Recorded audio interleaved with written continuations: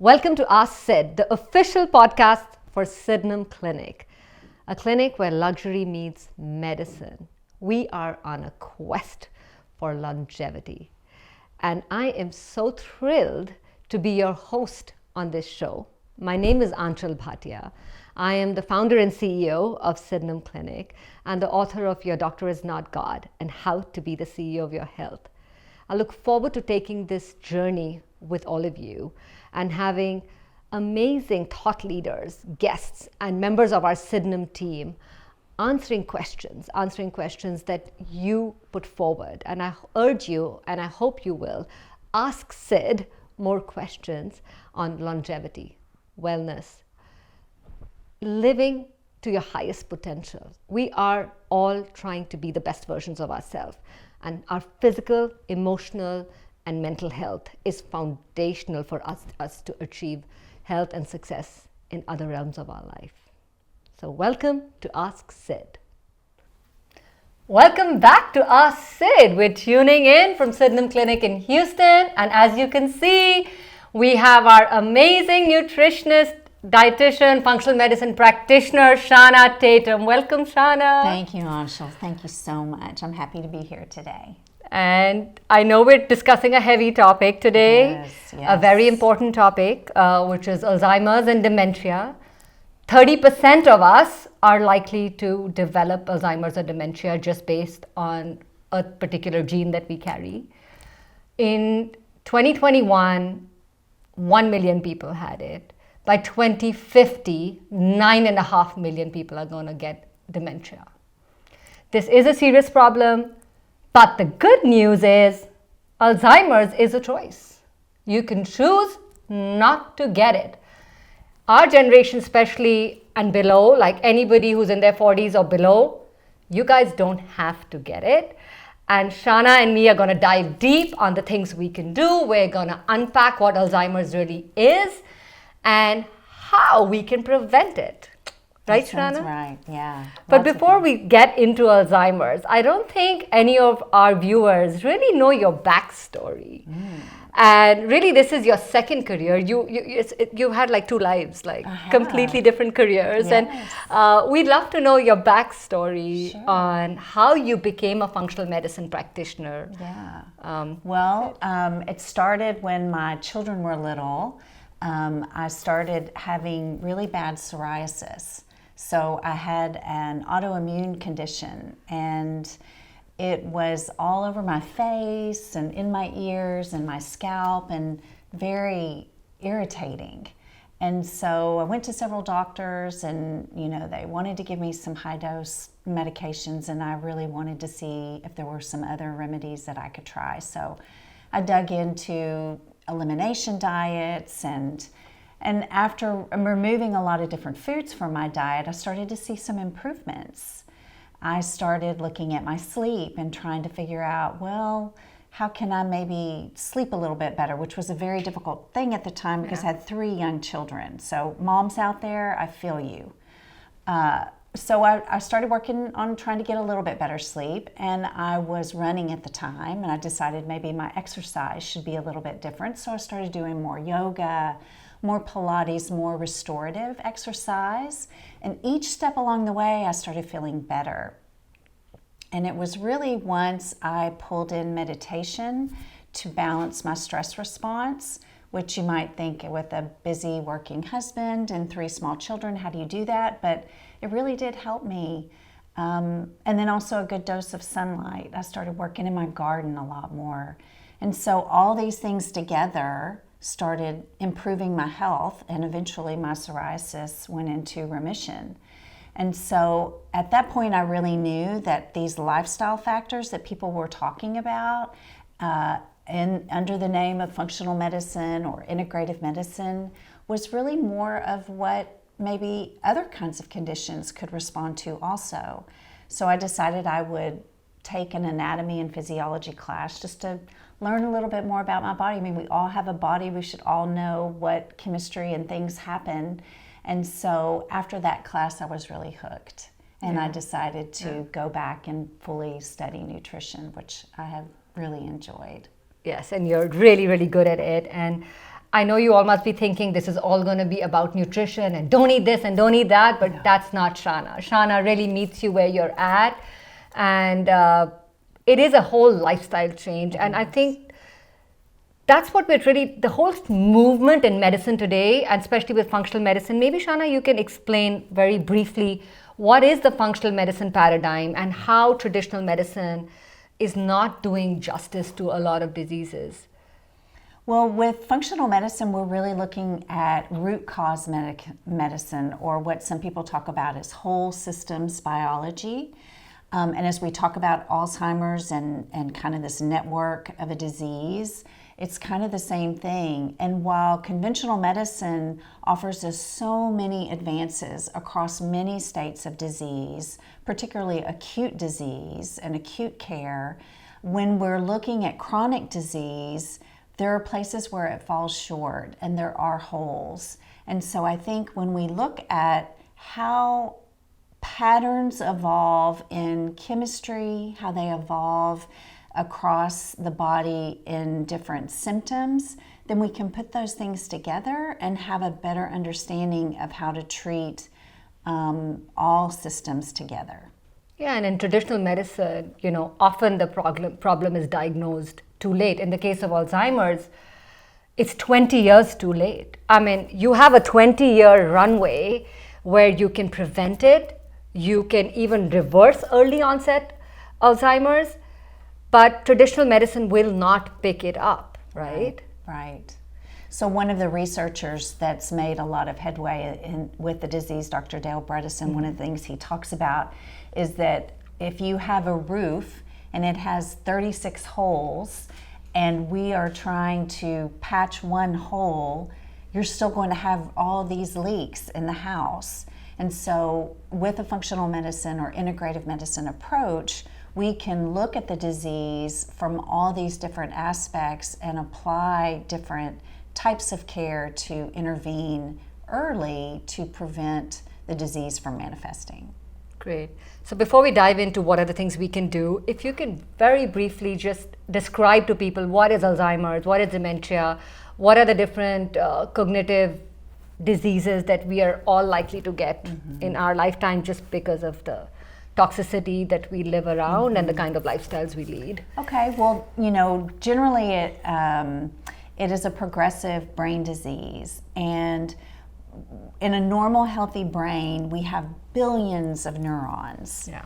And those neurons have connections between each other, and so in this space between neurons we have this kind of chemical burst that happens, and this is where we form memories and create movement and have sensations.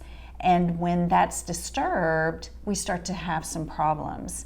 And so in the pathological case of Alzheimer's, we see presentation of these proteins and plaques that are actually partially protective mechanisms of the brain, but they're not necessarily the cause of Alzheimer's. And so what research now is really looking at is what are the things that are happening before these proteins and plaques form that we can prevent and change before the disease progresses. Mm-hmm. And so that brings me to diagnosing it and catching it early, and how some of the testing, especially what we do here at Sydenham, and I know Dr. Rice and you are great students of Dr. Bredesen, whether it's pre-code or recode. I mean, his work is revolutionizing cognitive health and neurodegenerative diseases. So tell us more about what the Sydenham approach to these cognitive diseases is. And I know it starts with testing, and then it works on testing around all our 7 pillars of health and then optimizing our 7 pillars of health. But let's start with genetics, because our genetic testing is foundational, and the genetic test we use, the beauty about the genetic test we use is the functional medicine protocol that comes with it, which tells you, look, you need to do this, and this, so that the gene doesn't switch on. Right. And we keep that gene off. Right. Prevention. Yes. We have so many things that we can intervene with before. We don't know if that gene is turned on or if it's silenced, but we know that there is a variant. And so when we are looking at genetics, there are many different genes that we associate with neurodegenerative diseases, but specifically with Alzheimer's. And the one that most people are familiar with is the ApoE gene. Yes. And there are different forms of it. There's ApoE2, 3, and 4. But the highest risk of that gene variant would be if you have 2 copies of the ApoE4 gene. And so that would show up, any of those variants would show up on our panel, and then we would know here would be some things then that we would want to intervene with for the patient. And there's a new gene that's come up, the Klotho gene. Yes, there is some new information about that. I'm not as studied on that as I want to be, but there is some new information about it. So every day there are new advances coming up, like from a genetic point of view, right? And we get those protocols. If there is something, even if we discover whether you are well versed on Klotho doesn't matter, but you will get the protocols that our genetic test gives, and you'll know what recommendations are. Right, and it's the family of things. You know, it's like, just like we're talking about with functional medicine, it's this systems approach.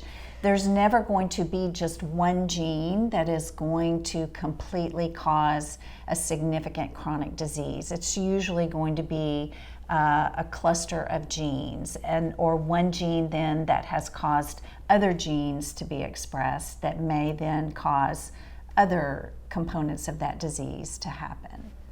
Great. So diving into our other pillars of health, just from a diagnostic standpoint, and we'll get into what we can do maybe late as step 2. The next is gut health. And I know for you, like, you're a gut expert. Like, you're the queen of gut health, I don't Shana. know. It's important. It is. So from a cognitive decline point of view, what do you test in the gut? Like, how is the gut related to diagnosing Alzheimer's? Well, there's more and more research all the time coming out about the importance of the gut-brain interaction and axis, not only from a cognitive standpoint, brain performance, but also from mental health, as far as our neurotransmitters are related. But what it really comes down to with neurodegenerative disease is barrier integrity. So the lining of the intestinal tract can become impermeable, or you may have heard of leaky gut, where there becomes space in between the cells, where the immune system starts to recognize pathogens and invaders. Well, we can have a very similar effect in the brain. We have a blood-brain barrier that can also become impermeable.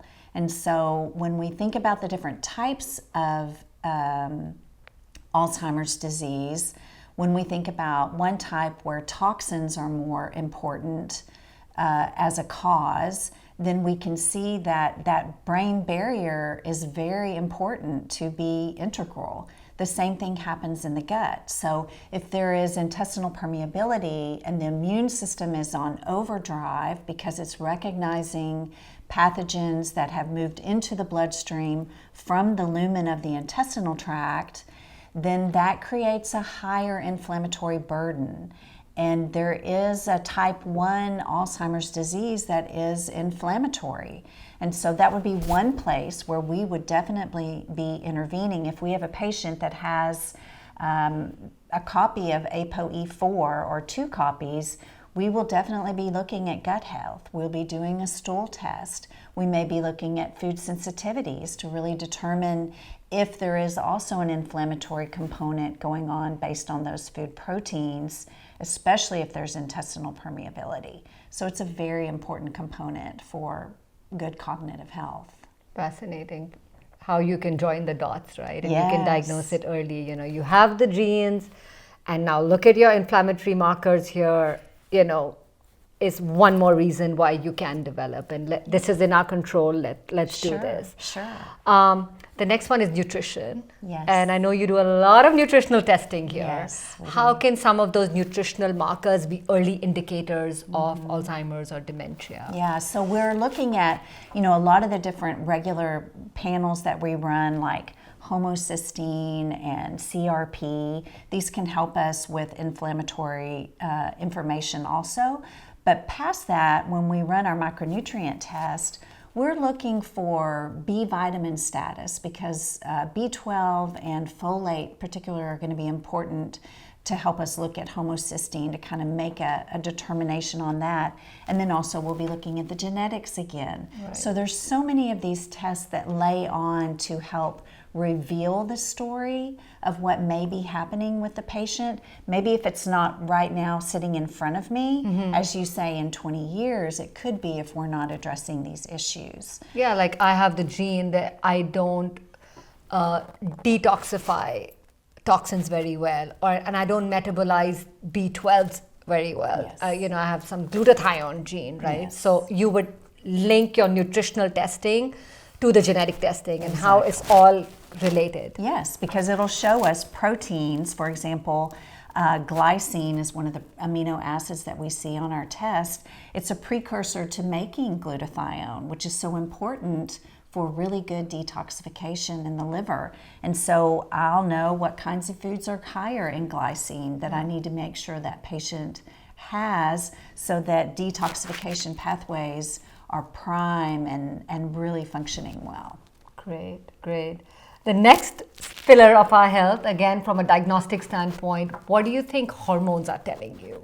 A lot. Really? Yeah, just not if you're, happy and sexual, which Right. is important, Yes. a really key place to Yeah, has have anybody happiness in done that life. study like sexual health and Alzheimer's? Yeah, next one. But there's another form of Alzheimer's disease that's related, that's called trophic factors that are important for a healthy brain. And estrogen is one of those hormones that really does help feed the brain. And this may be one of the reasons why later in life, after women have gone through menopause and estrogen levels are lower, that there are some higher levels of Alzheimer's detected in the female population. There's still a lot of research to be done to make those direct correlations, but we do know that estrogen as a form of hormone replacement therapy is something that we're strongly advocating for our patients who have the ApoE4 gene, that we look at, we do a thorough test of hormones, ultrasound evaluation, just to be sure that we're prescribing and supporting in the right ways, also supporting in the diet foods that are going to help support estrogen production, just hormone metabolism in general. But estrogen is a very important player when it comes to specifically that trophic type of Alzheimer's disease. Sleep.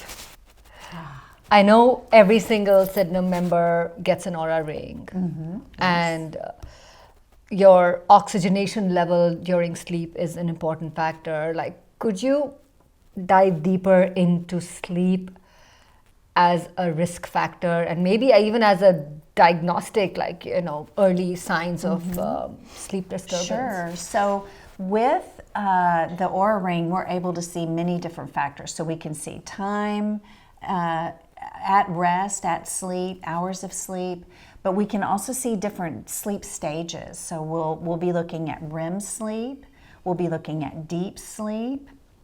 It also shows light sleep, but those two stages are really important. There are different things that are happening in the brain, and if consistently we're not getting enough of both of those stages of sleep, it is a trigger for both of us, or all of us practitioners here that are helping patient care, to ask more questions about what's inhibiting you to get those hours of sleep at REM or at deep. The other thing that's important about using the Aura ring data is oxygen saturation. We can measure that. That's measured as one of the key indicators, and we know that poor oxygen saturation is poor for the brain. all tissues need to be saturated with oxygen, but particularly we've seen patients that have low saturation of oxygen in the brain tend to have poor cognitive function, do worse on the vital sign test that we do, and then that may be something that we would send them for a sleep study. Or maybe if they already have been treated for sleep apnea, then we work on how to better use their machine. Maybe the mask isn't fitting well, or they just are having some trouble using the equipment. Then we'll spend some time really making sure the patient feels well counseled on how to use it so that they can have better sleep, which is usually an end result by using it. Right, right. And, carrying that whole conversation about how important oxygenation is for the brain, there is so much support for exercise, right? And how exercise is one of the single most important factors to prevent and reverse early onset Alzheimer's and dementia. You're right.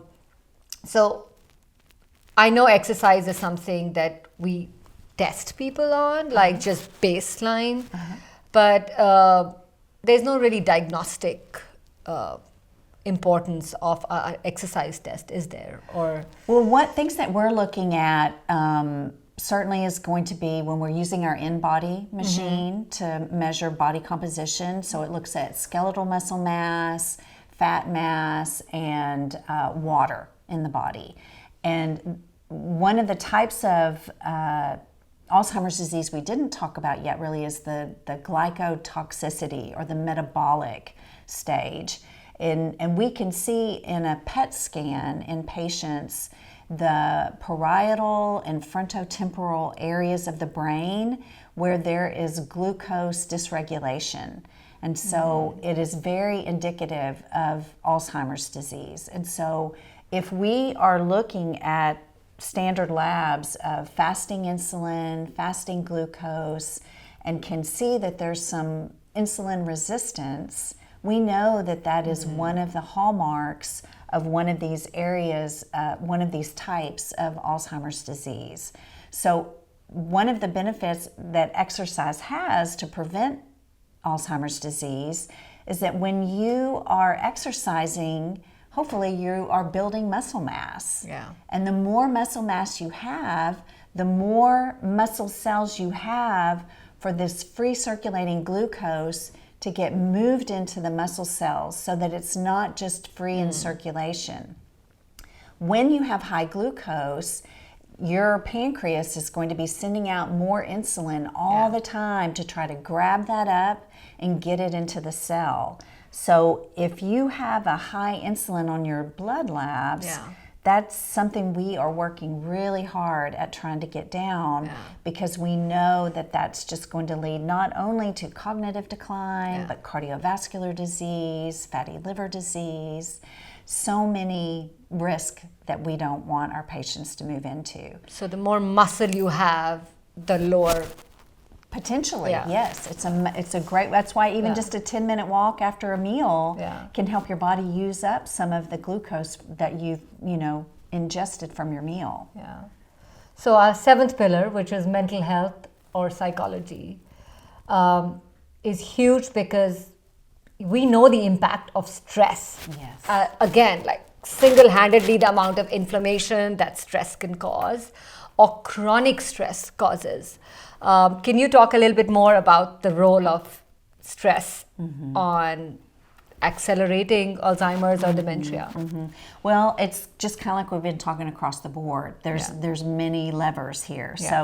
So when you're stressed, you have higher amounts of cortisol.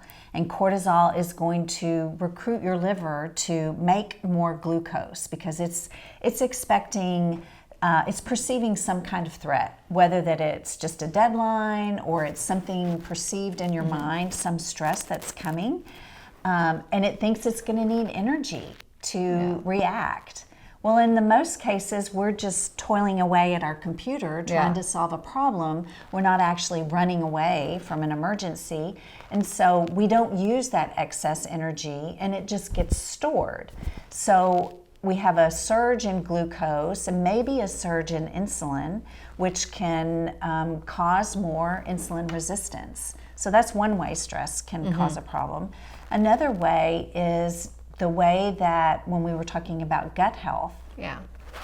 So if there is some imbalance in the gut, whether that's from intestinal permeability or if it is an imbalance of bacteria and yeast, it can impair neurotransmitters like serotonin and dopamine. Both of these are really key neurotransmitters to help us feel really well regulated and to feel really well balanced and even to feel motivated, which is a hard place for a patient with cognitive decline and Alzheimer's disease to be, because you would think nature would give us the motivation to go take the action and it would increase the dopamine, but it's actually the reverse. We have to take the action first for dopamine to be released.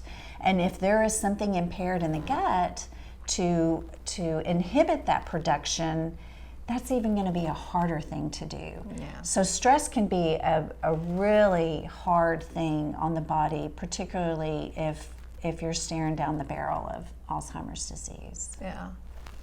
Okay, so now let's dive into the good news and the things we can do. But you've been alluding to different types of Alzheimer's. Yes. Can you please summarize the different categories or different types of Alzheimer's, just very briefly? So there's inflammatory. Yeah. That's the first part, inflammatory type. There's the, they call 1.5 glycotoxicity. That's where it has to deal with the metabolic component of insulin and glucose. From there's toxicity, where we haven't talked a lot about, but that could be mold, it could be from other organisms such as Lyme disease or any other kind of viruses that could get into the brain. So toxicity is a type. Fourth type is atrophic, which is where we talked about needing those factors like estrogen or BDNF, which we didn't talk about earlier, but that's another benefit of exercise. Yeah. Vascular is another type, and that happens to be more when you think about circulation and the way that all the vasculature in the brain is. And then the fifth type is traumatic, and that would be if there was a traumatic brain injury, like a concussion or some type of brain injury. So the good news, what can we do, and what is the whole Sydenham approach to personalized medicine and this cutting edge era of medicine where we can truly reverse it, prevent it? Like, what should we do? What's the starting point? If I have a family member who has it, or if I have a gene, like, what are my next steps? Well, you come to the clinic. Okay, we do our testing, so that we really know. We look at the genomics, to see what kind of risks are there to start with. We do our standard battery of tests, from normal biochemical markers that we would be looking at for metabolic health, for inflammatory effect. We would do look at the micronutrient status. So those would be the starting points, certainly. We would want to be evaluating sleep, and we would want to be evaluating stress. All of those pillars that we talked about today, one of those things in each of those categories are going to be important for us to explore and really impact a patient's long-term health. And then the Sydenham approach is more dynamic. It's through the year. It's not come once a year, get tested, good, go. No, it's ongoing. This is your lifestyle. You keep peeling the onion. You keep calibrating life. Exactly. Right? Because it continues. Yeah. And so when we have the genomics and we start there, usually there are some priorities, and we'll work on those. And as the year goes, we may work on a few more. And then if some other symptoms that we're working on have not resolved, then we go back and we try a different intervention. And we just continue to retest throughout the year and measure our interventions so that we know what we're doing is working. And if it's not, how do we optimize that plan? So since nutrition is your expertise, from a nutrition point of view, what is it that you guys recommend when there's early onset versus the preventive phase? Sure. Nutrition looks very different Sure. when you're going all aggressive to reverse early onset. And then there's preventive nutrition. Like, can you highlight some of the approaches you take? Sure. So we're looking for both. We're going to be looking at a lower carbohydrate intake. So certainly removing processed foods, looking at a more whole foods diet where we're eating a very plant-rich diet, kind of based on a Mediterranean plan, more beans and lentils, fatty fish. You might have heard about smash fish. These are high in omega-3 fatty acids, monounsaturated fats. Those are going to be the things that we're really looking at. That's definitely a big part of the diet. But we're also looking at things we're not doing. So fasting through the night, a 12-hour fast. So ending your meal, trying to follow the circadian rhythm of life, and ending your meal earlier in the evening and not eating again for another 12 hours. And in that 12 hours that you have a 3-hour window between your meal and before you go to bed, so that the body really has time to finish digestion and start its whole process of detoxification that happens while you sleep. So both on the prevention and the treatment, both of those are going to be similar. In the treatment phase, we may go a little bit deeper into what we call a keto flex plan, where you're having a little bit higher fat, maybe even lower carbohydrates, so that a patient gets into ketosis, where you're using kind of a blend. You may be going back and forth between burning glucose, but also burning ketones or fat as energy. We want that metabolic flexibility.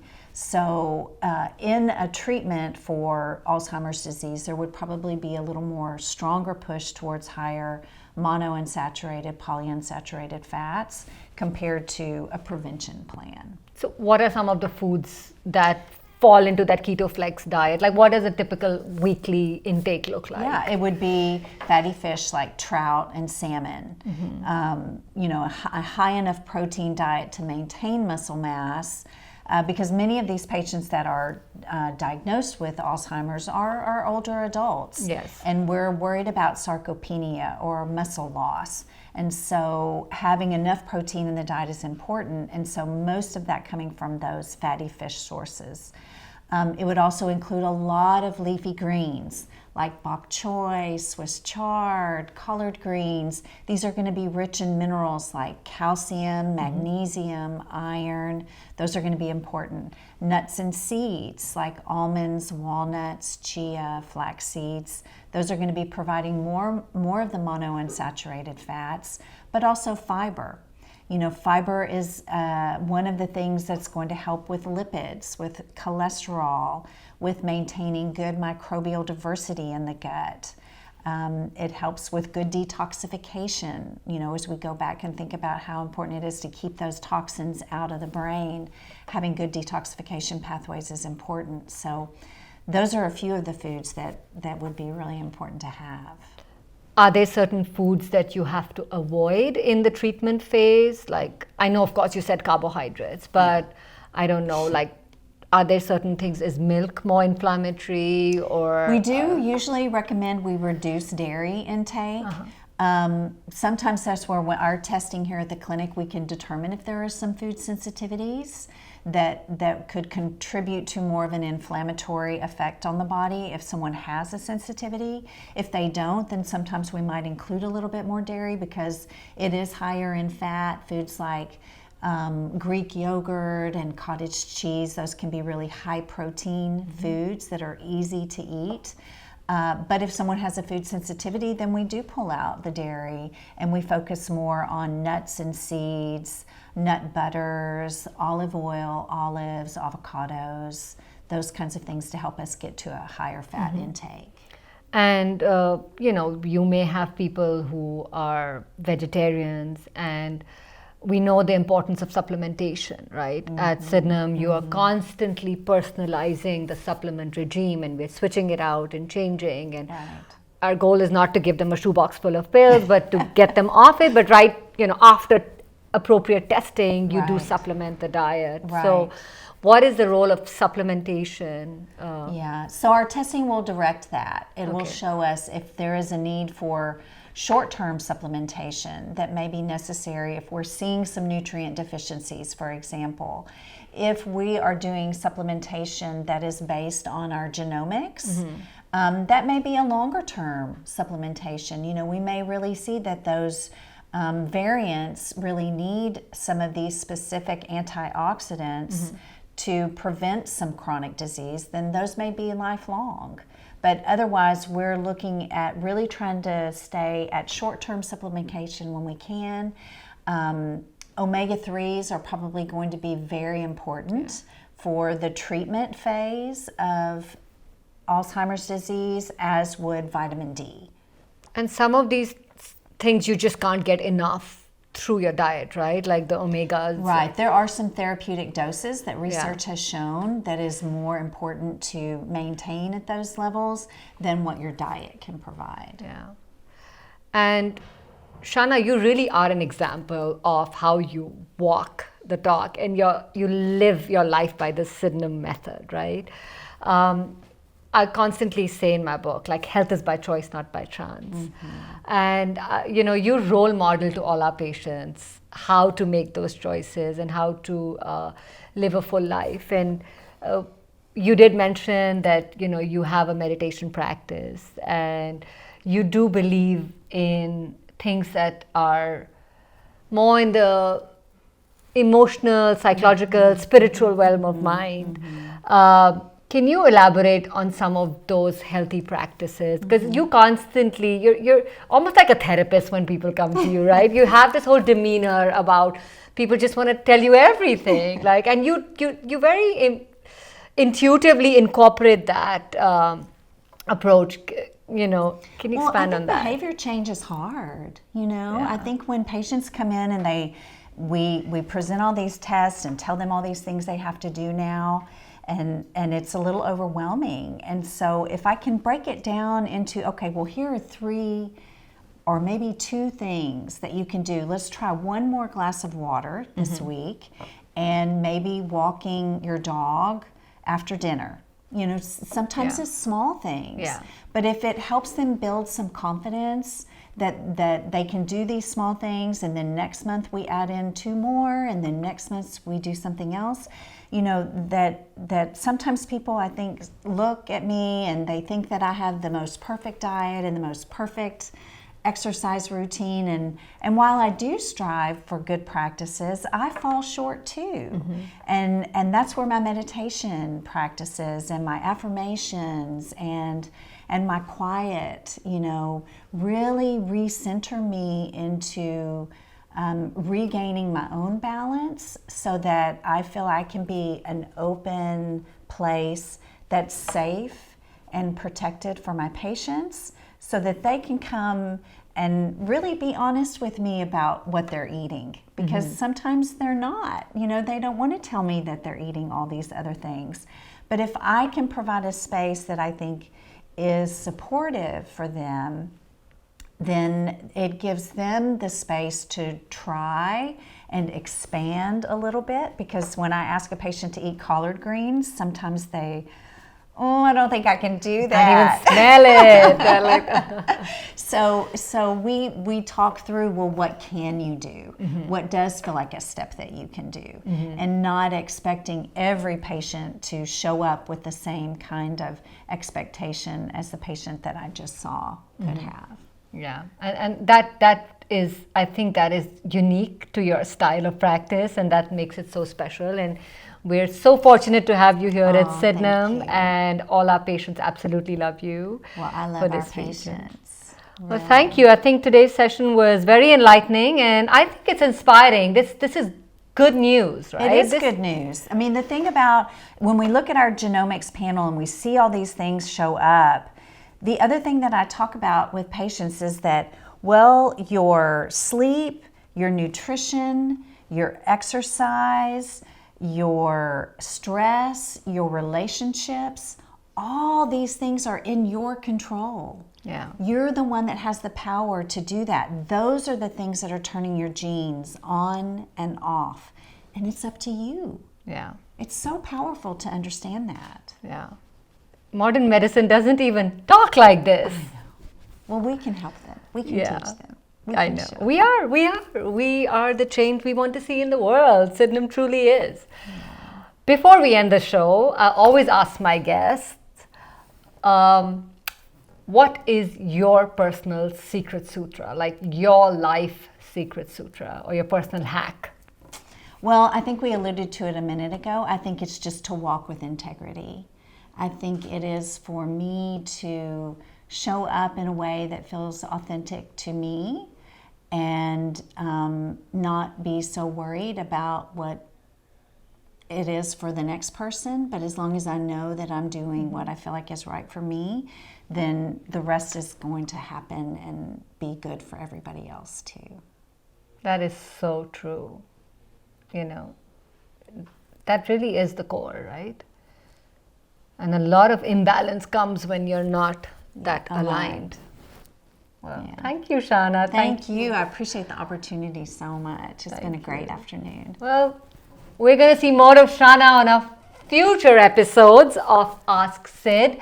So please ask Sid some questions. Send us your requests on different topics that you'd like us to discuss. We have the most amazing medical team here at Sydenham, and the whole ecosystem that we have of the resources that we can tap into is immense. And, you know, send us your questions.